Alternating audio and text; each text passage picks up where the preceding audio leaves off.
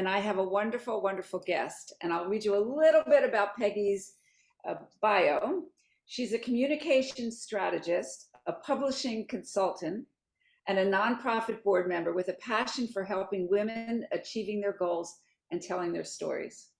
Most recently, she was the CEO of Watermark, a 25-year-old nonprofit in the Bay Area, which is where Peggy and I met, which was devoted to accelerating women's leadership. In 2021, she merged Watermark with the global women's organization called Upward, where she's now a board member. She started her career as a journalist and was an award-winning editor-in-chief for a number of print and digital publications, many of which you have heard of: More Magazine, Reader's Digest, and Sunset Publishing. And she served in senior editorial positions at iconic women's media brands such as Vogue, Glamour, and Real Simple. A co-founder of the ebook company SheBooks, which was acquired in 2017, she now works as a consultant advising brands like Airbnb and AARP on their storytelling and content strategies. She's currently an advisor to Kinder, a new social media startup, and she has served on the board of a community newspaper and is a trustee of the Washington and Jefferson College. So welcome, Peggy. I am so happy to have you here. Thank you so much. The first time we met, we just kind of started talking and we never stopped. Exactly. So this program is called Under the Hood, and the theme of it is that patterns that are created in childhood impact us as grown-ups. So Peggy, tell us a little bit about your background and your family of origin, if you would. Well, yes. And okay, so therapy session. I'm the oldest of four. My dad was actually a newspaper publisher. So I grew up in a small town where the community paper was run by my dad. And it's like all of us kind of absorbed that around the dinner table. I didn't really understand how crucial that was for my career until much, much, much later. The kinds of conflicts that happen between advertising and circulation and the angry readers and that kind of stuff was literally happening inside our house. I spent my childhood in this little town outside of Pittsburgh, Pennsylvania, and then went off to college and never looked back. Lived in New York for about 23 years and then moved back to California where I graduated from college. But yes, family of origin. I mean, I had lovely parents. And I'm very, very close still to my family. Yeah, which is wonderful. And it spreads, doesn't it? That warmth and that wonderful across the country, because I know that your family is a lot in Connecticut and you go back and forth. Yeah. So, okay. So what kinds of behaviors, or patterns did you develop in response to your upbringing? Again. Yeah. I think I got a lot of support for being the independent person that I think I was meant to be. Part of it was being the eldest kid of kids who were very close in age. I was not the problem. So it's like, and it was the 50s. I was born in 1954. So the idea was if you're not bleeding or, have a broken bone, it's like nobody really pays very much attention to you. And so that was, but I was happy being an independent kind of bookish kid. And that was, and I got only more so as I got older. My mother turned into an alcoholic when I was in my teens. And that, I think, accelerated that. She's luckily been recovered for many, many years, but you know what that feels like inside an alcoholic family. If any of you have had that experience, you either get really independent and have strong boundaries or you don't, right? It's important, I think, to talk about that because you get sort of distrustful. And my way of coping was to be as independent as possible and to get as far away as possible and to go live in the Middle East for a year and to change colleges a bunch of times. And so I think that kind of followed me through my career too. When things don't get better, I think they're going to get worse, and I tend to bolt. So that leads me to the next question. Okay. with those kinds of patterns, which one really have served you in your career, and which ones really kind of have impeded your progress? Definitely that sense of I have to solve my own problems because nobody else is going to solve them for me has been good, right? But it's also been, there's a flip side to that.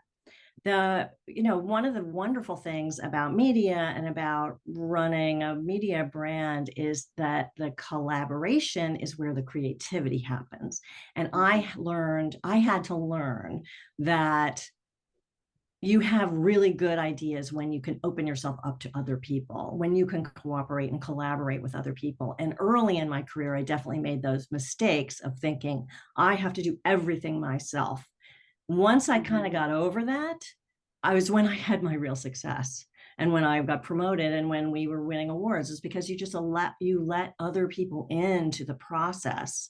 And it was certainly a different way of managing. Nobody really teaches you how to manage. And certainly nobody in our profession was teaching us. And nobody was teaching women how to manage when I was coming up in the world. And so you have to learn that on your own. But the journalism world, the magazine world was really good for that. So can you tell us one little story where it kind of really came to you, I need to shift and change? Yes. Well, when I went to Reader's Digest I joined the executive committee of, it's a at the time it was a $2 billion global company. And I was working for a really tough boss, somebody I admire tremendously, but she had this kind of laser-like ability to, oh, I see weakness. I see you're not quite sure of yourself in this area. And she would just kind of pounce on you.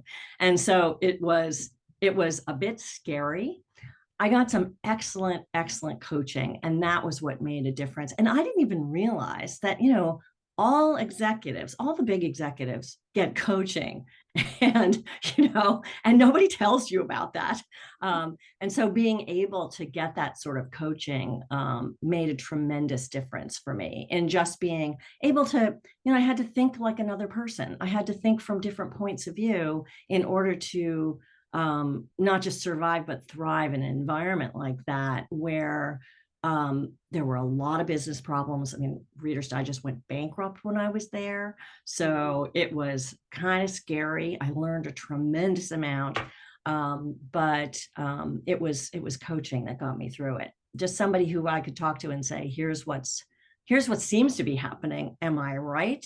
And I had a coach who would say, now just hang on a minute. That doesn't sound right. And so I have really incorporated that into everything that I have done. I did the same thing when I was at Watermark. I had never been a nonprofit executive, and recognizing that you can try and do all these new things that you've never tried before, but make sure to ask for help. And as I was saying before, it's like my tendency was, I got to do this by myself.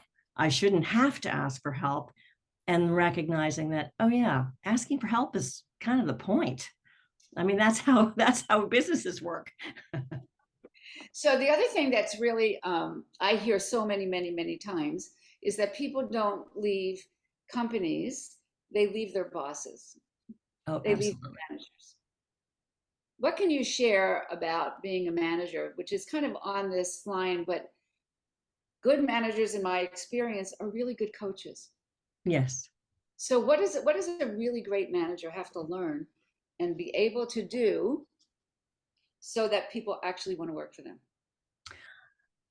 I do think that ability to say, I hear you, I appreciate your ideas, the yes and that a lot of us have learned, right? And you don't just say, oh no, that's a terrible idea. We tried that before. It's like, that didn't work. You can't squash your little growths, the green growth that you see around you. You don't step on that stuff. One of the things that I really had to learn, and this was because my personality is different, I don't need a lot of positive feedback. Of course, I like it, but I'm not naturally looking for that. And what I had to realize, and I had somebody who I respected tremendously and who was my, second in command. And one day she said to me, do you appreciate my work? And I thought, oh my God, Here's this person who I could not live without, and she doesn't hear me appreciating her. So one of the things I had to learn was to be able to say directly, here's some feedback. Here's the positive, it's like telling people you're giving them feedback so that they hear it, and just being in the habit of giving people feedback. And I wasn't so good at it. I thought, the results speak for themselves, and you're here, aren't you? It's kind of like, I married you, didn't I? That's not how relationships work. So that was a big one for me. And the next question, kind of leading on that, this is Women's Leadership Month. And as a woman leader, compared to the men counterparts that you had, what were the similarities and what were some of the differences? I've thought a lot about the fact that there's a generational difference, and I was right on the cusp of that. It's like I came up during a time when the women that I knew who were in leadership positions were trying as hard as they possibly could to act like men. And that was, you had to, I even had one of my coaches say to me, you have to man up. And then remember that. I mean, a lot of us will remember that. And to the differences that I see now are that women and men, some men, that women are much, much more comfortable, have gotten much more comfortable in admitting that they don't know everything, that they are vulnerable people, that they need help. I mean, that's a huge change. We cry. And we cry. Yes, we cry. Yeah. I mean, I saw a lot of changes when just at Watermark. And I gave a speech last year at my high school reunion. It was 50 years, believe it or not. And well, I couldn't believe it. And I gave a speech about what I'd learned, because I went to essentially an all boys high school. We were the first 30 girls to go to this high school. And I thought that would be fun. It was actually really hard. But I talked about the fact that some of the things I took away from it was that sense of, oh, men can take you seriously and they can be allies.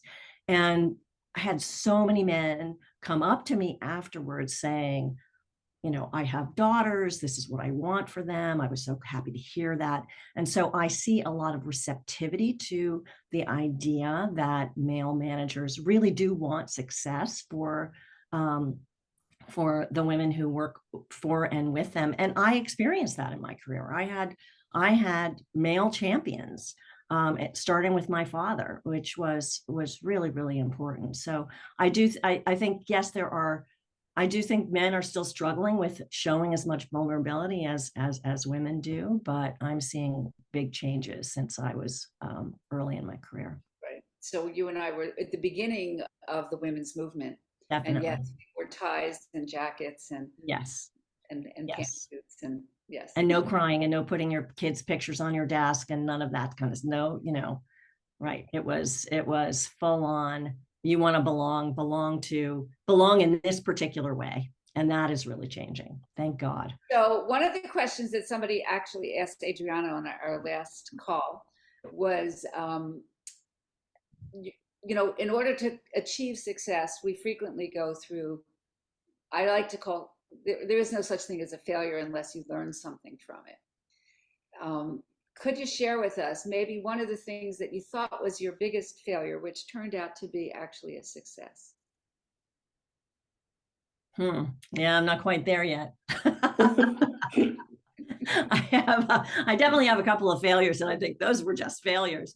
I think, I started this ebook company that I was not able to, we were really undercapitalized, and it was hard to make it go, right? I mean, I had devoted a lot of time and energy to this and a lot of money, and I learned, but I really did learn so much from doing it. It was acquired, but it needed to be acquired. And I had to recognize that the team that I had put together that I needed to put a different kind of team together. So I was not as good at identifying what the gaps were in my own experience or those around me. And so that was a very, very important learning. Whether that is, I mean, letting go of it for me turned out to be the best thing I could have done. I needed to be able to let go, and I felt too attached to the idea that I'd started this thing and I needed to follow it through. But I was killing myself. I was working full time and starting this, and it was an insane way to live. And so I guess that's, I don't know whether that was a failure that turned into a success. It was certainly a failure that turned into an important revelation. Right. And a personal success, And a right? personal success. Yeah. Yeah. To So, recognize that that for me, I then started devoting myself to, I want to have a sustainable life, and I don't want to have a life that is going to lead me. I mean, we've all had, I think we've been taught in most of our corporate lives that the point is to work to work yourself into an early grave. I mean, that sometimes that feels like the end goal. And to recognize that no, we can do this differently is really important. I mean, the same with Watermark.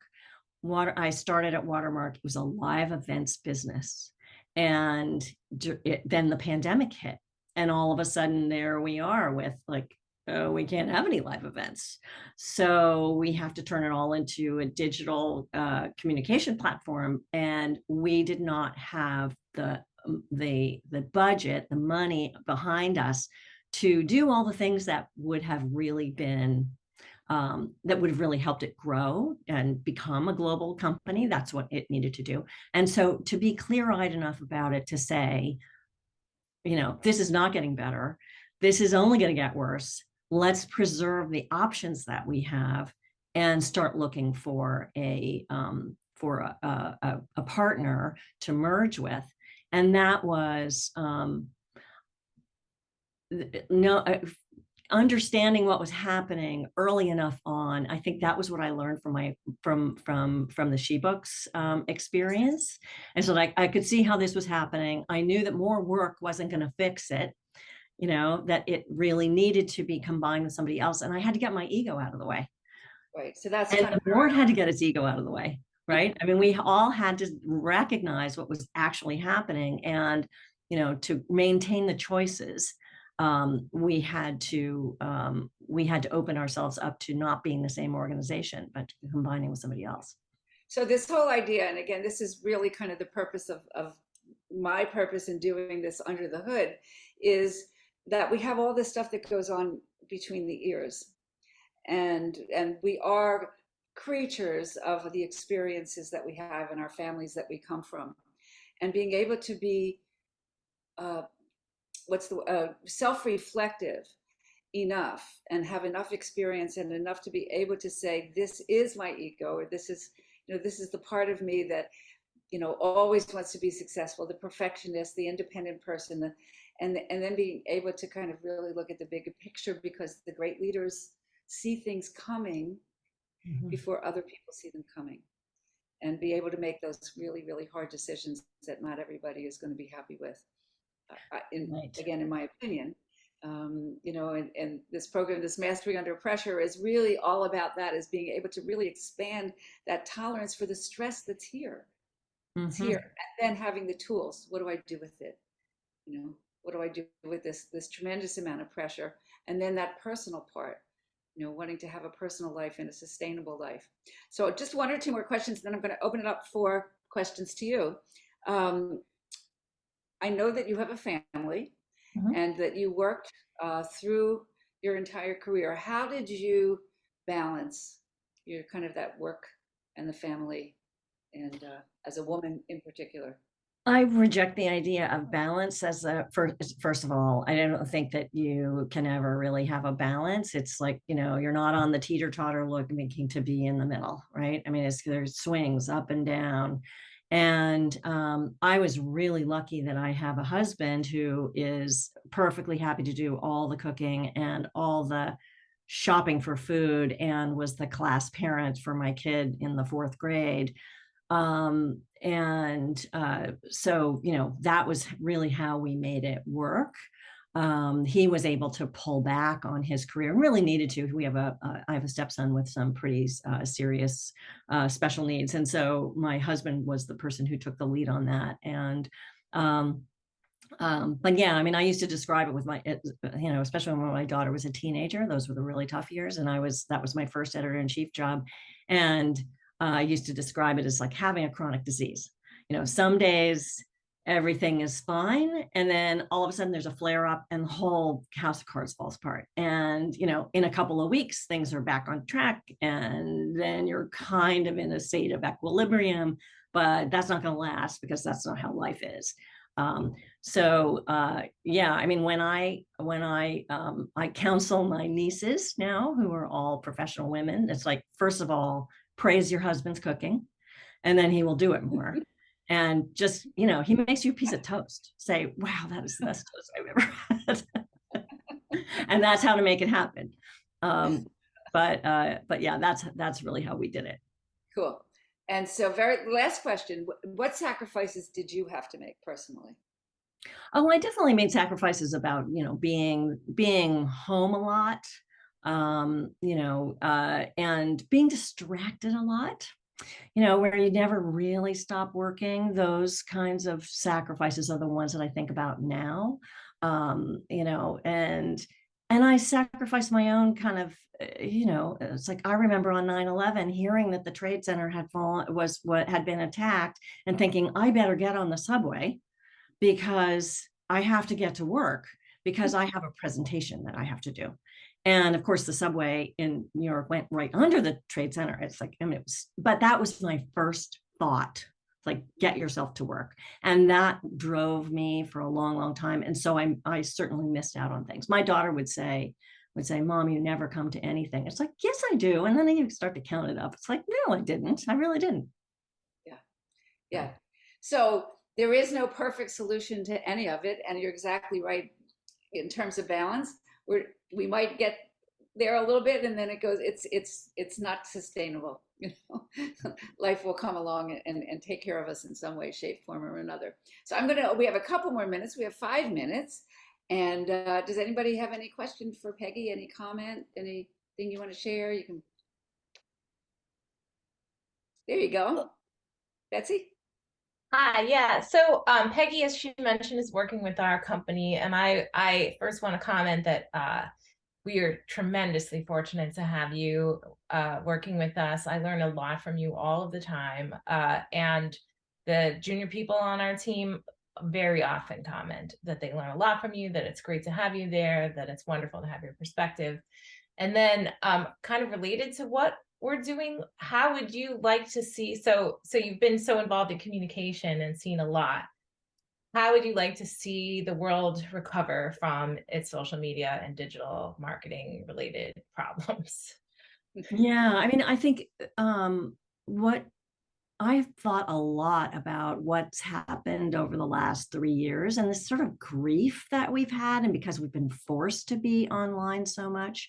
And I think, you've talked about this, and it's one of the reasons that I'm working with Betsy is we talk about, we've created a system that addicts us to something unhealthy. It's like, this is like as bad a habit as smoking.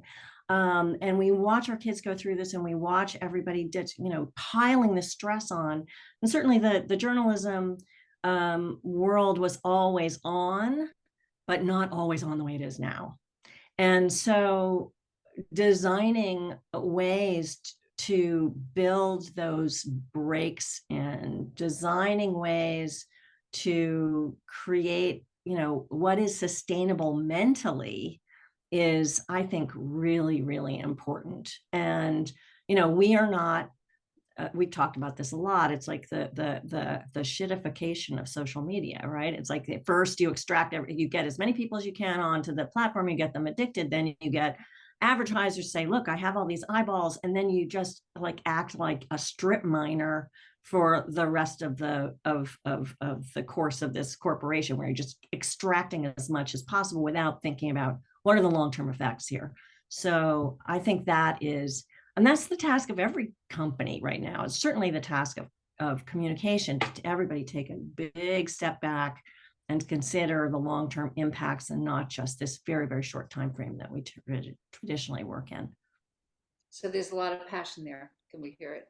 Yeah, for sure. Anybody else? Hi, Peg, Adriano. I have a question. What would you say to women now who are fresh out of college and who are very career minded and want to be at the top of the heap? I think the most important thing for people to recognize is that a career is not a ladder.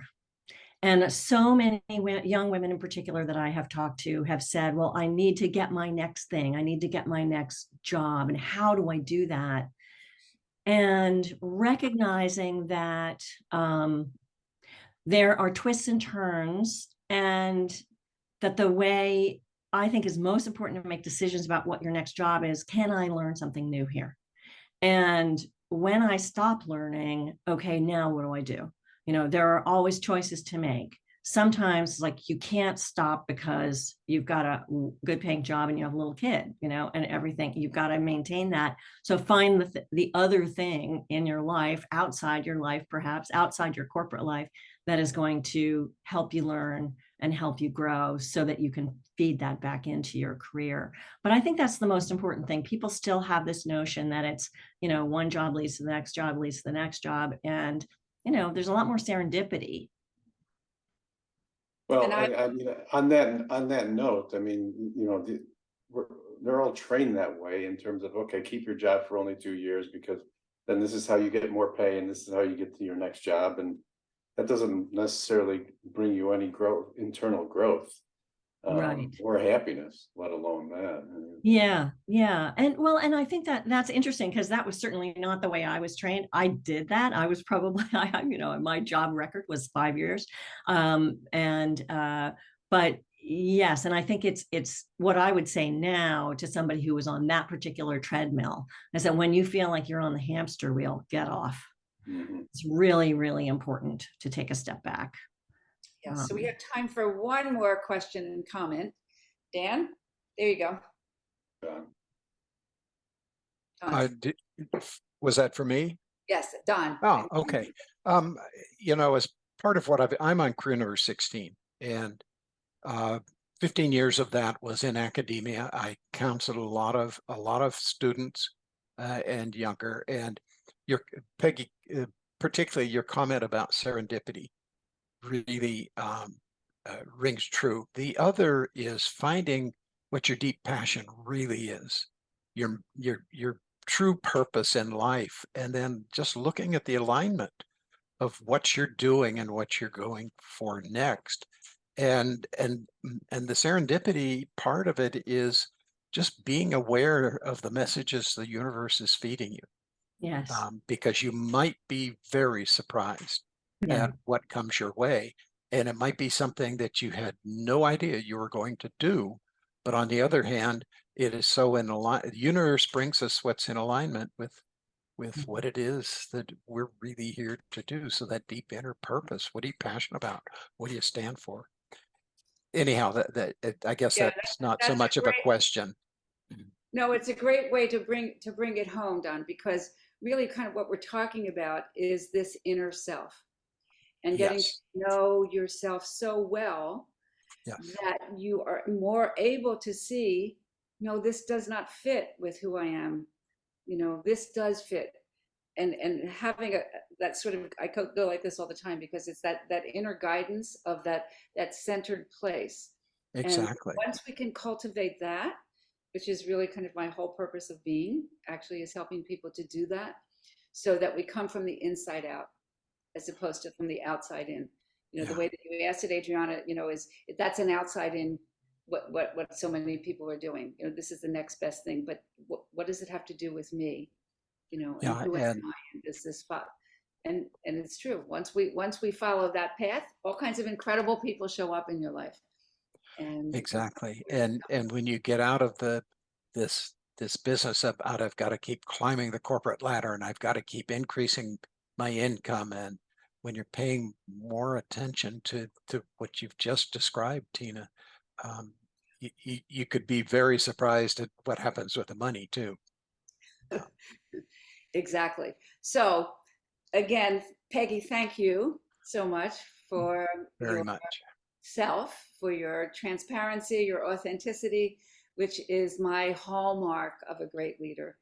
You know, everybody wants the leader, and everyone wants to kill the leader off, because if we get too strong, and somebody's going to come and find us, and then they're going to hit us over the head. But having that level of self-awareness and presence and self-reflection, that's really kind of what, you know, mastery under pressure, under the hood is all about.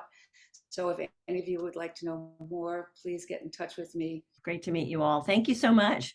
Always a great conversation with you, Tina. I always feel like we go deep really fast. That's the goal. Real. It was time for all that fluff. Happy to have you all, and hope to see you next month. I have my guest his name is Sensei Raj, and he's coming to us from India, and is the founder of a program called the World Economic Summit. So many of the things that we're talking about, bringing it from a global perspective in terms of sustainability and disruptive thinking, and you'll hear more from us, and so hope to see you then.